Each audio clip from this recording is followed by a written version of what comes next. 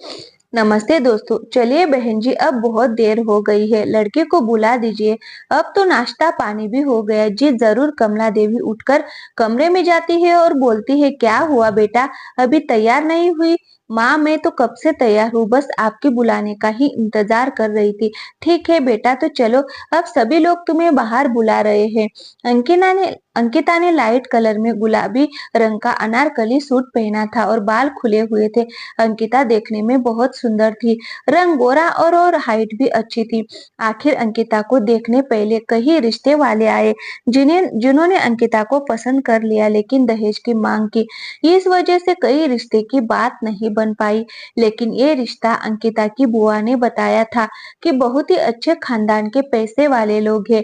अगर अंकिता उनके घर में जाएगी तो राज करेगी और हमेशा खुश रहेगी।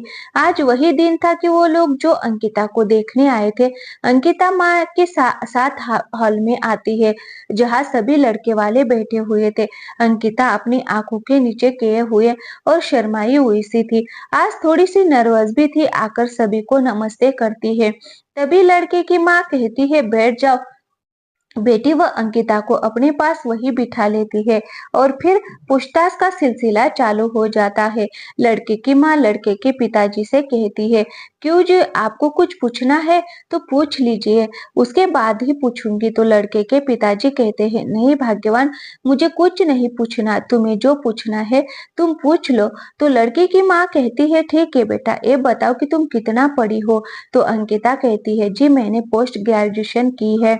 अच्छा, और खाने में क्या-क्या बना लेती हो? सिर्फ इंडियन खाना ही बना लेती हो या और कुछ आता है? अंकिता कहती है, जी मैं Indian food, Italian, south Indian, Korean सभी तरह का खाना बना लेती हूँ।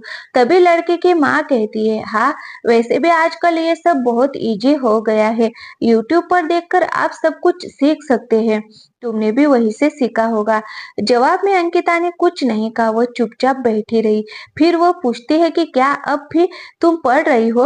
अंकिता कहती है, जी नहीं, मैंने अपनी पढ़ाई पूरी कर ली। मेरा अपना बुटीक है और मैं बुटीक चलाती हूँ, जिसमें मैं डिजाइनर सूट, लहंगे और साड़ियाँ बनाती हूँ और कस्टमर को डिलीवर भी करती हूँ।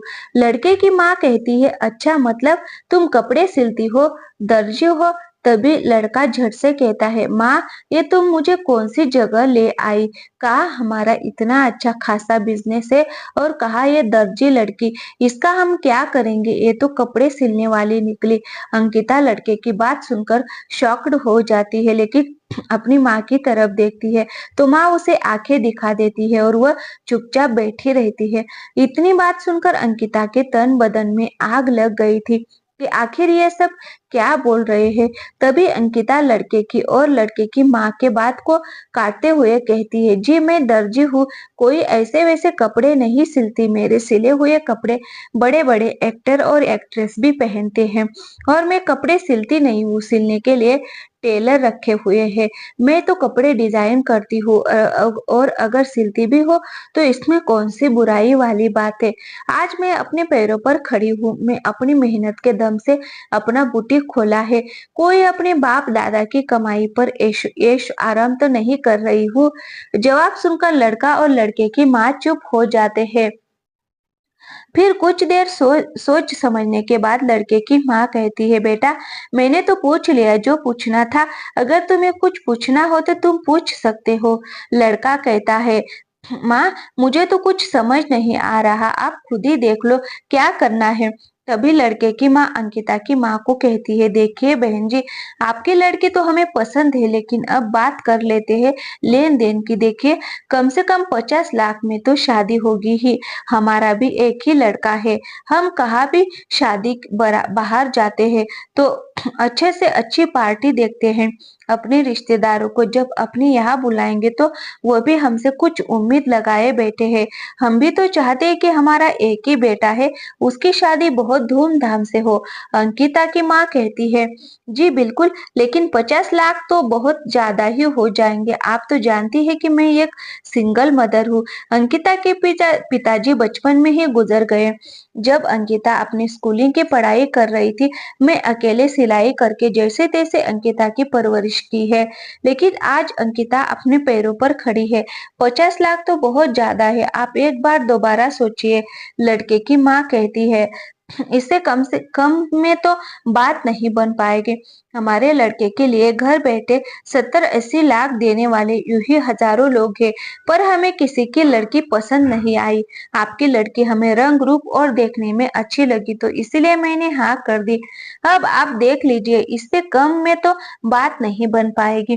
अंकिता की माँ कहती है, ऐसा मत कीजिए, मैं आपसे बहुत उम्मीद लगाई थी। तो लड़के की माँ कहती है, अच्छा अगर आप 50 लाख नहीं कर पाएंगे तो आप ये जिस मकान में कहती है ये आपका ही है ना? अंकिता की माँ कहती है, जी हाँ, ये मेरा अपना ही है। मैंने अपने ही मेहनत मजदूरी से ये मकान पार्ट-पार्ट जोड़कर पाई-पाई जोड़कर खरीदा है। तो वह कहती है, वैसे भी जब आपकी बेटी की शादी अगर हो जाएगी तो फिर आप इस मकान का करेंगी ही क्या? क्यों ना आप इस मकान को बेचकर जो पैसे आएंगे उसे अंकित की शादी कर दे। आप तो फिर अकेले ही रह जाएंगे, और अकेली तो आप किराए पर भी रह सकती है। जैसे ही लड़के की माँ ने ये कहा, तभी अंकिता तुरंत उठकर खड़ी हुई और सभी से बोलती है, चलिए अब आप उठिए। बहुत हुआ आप सबका, मैं माफी चाहती हूँ, पर मुझे ये शादी नहीं करनी। लड़के की माँ कहती है, क्या हुआ अंकिता, तुम ये सब क्या बोल रही हो? आखिर हम अपनी मर्जी से तो नहीं आए, तुम्हारी बुआ ने हमें यहाँ भेजा है। अंकिता कहती है, बुआ ने भेजा था, लेकिन उनको ये पता नहीं होगा कि आप लोग दहेज के कितने बड़े लालची हैं। आप ये बताइए कि आपके बेटे ने अपने दम पर क्या कुछ हासिल किया है? आज आपका बेटा आपके पति की संपत्ति पर ऐशो आराम कर रहा है, लेकिन मैं और मेरी माँ ने अपनी मेहनत के दम पर ये मकान बनाकर खड़ा किया, और आज अपनी कम मेहनत के दम पर ही मेरा अपना बुटीक है। हमारे पास पुराने कोई दौलत या धन नहीं था। तो अब आप ये बताइए कि आपका बेटा ज्यादा काबिल है या मैं ज्यादा काबिल हूँ? क्या मेरी माँ ने इतनी मेहनत करके मुझे पढ़ाया, खाया, इस काबिल बनाया कि मैं अपने पैरों पर खड़ी हो सकूं? क्या उसकी कोई अहमियत नहीं जो मेरी माँ ये मकान बेचकर भी शादी में लगा दे? और अगर आज मैं अपने पैरों पर खड़ी होकर भी अपनी माँ को किराए पर भेजकर शादी करूंगी, तो मैं ऐसी शादी जिंदगी भर नहीं करना चाहूंगी। मैं जिंदगी भर कुंवारी रहना पसंद करूंगी। तभी लड़के की माँ कहती है, क्यों अंकिता की माँ, आपने हमें अपमानित करने के लिए बुलाया था? अंकिता की माँ अंकिता को खूब आंखें दिखाई, उसे चुप रहने के लिए बोलती है, लेकिन अंकिता तब उसके जो मन में आता है वो कहती है। लड़के की माँ कहती है, लड़की जरा सोच समझ कर बात करो, हम इज्जतदार लोग हैं, तमीज से बात करो। अंकिता कहती है, तमीज से बात तमीजदारों के साथ की जाती है, आप जैसे दहेज के लालची से नहीं। भले ही आपके पास कितना ही पैसा क्यों ना हो, लेकिन फिर भी आप मेरी माँ के सामने दहेज के लिए मुंह फाड़ रहे हैं। ऐसे लोगों के घर में कभी बहू बनकर जाना पसंद नहीं करूंगी। इससे अच्छा तो मैं शादी ही ना करूं। लड़के वाले तभी वहां से अपना मुंह लेकर चले जाते हैं, और बाद में अंकिता की माँ अंकिता से कहती है, अंकिता तूने ये क्या किया? बेटा अगर वह नहीं मानते तो मैं इस मकान को बेचकर तेरी शादी कैसे भी करवा ही देती। अंकिता माँ से कहती है, मेरी भोली माँ, प्यारी माँ, अगर आज मुझे पढ़ने लिखने के बावजूद भी दहेज देकर आपको मेरी शादी करनी पड़े, तो फिर मेरी काबिलियत का कोई मतलब ही नहीं रह जाता। और वैसे भी आपको क्या लगता है, अगर ये मकान बेचकर आप मेरी शादी कर देती तो क्या मैं एक सुखी जीवन जी पाती? लालची लोगों का लालच कभी खत्म नहीं होता, और वह हमेशा मुझे किसी न किसी लालच के लिए प्रेरित करते रहते हैं। माँ, मैं ऐसी शादी ऐसे घर में करूंगी जो पैसे से नहीं, सिर्फ मुझे और मेरी काबिलियत को देखकर, मेरे हुनर को देखकर मुझसे शादी करेगा। और आप चिंता क्यों करती हो माँ, इतनी बड़ी दुनिया है, ऐसा नहीं हो सकता कि सभी लोग दहेज के कितने लालची हो। अगर मेरी किस्मत में लिखा है तो कहीं ना कोई मुझे पसंद करने वाला जरूर होगा। और अंकिता अपनी माँ को समझा लेती है, फिर दोनों माँ बेटी आपस में गले मिलकर पहले की तरह नॉर्मल रहने लगती है। तो दोस्तों, कहानी अच्छी लगी तो वीडियो को लाइक और चैनल को सब्सक्राइब जरूर कीजिए।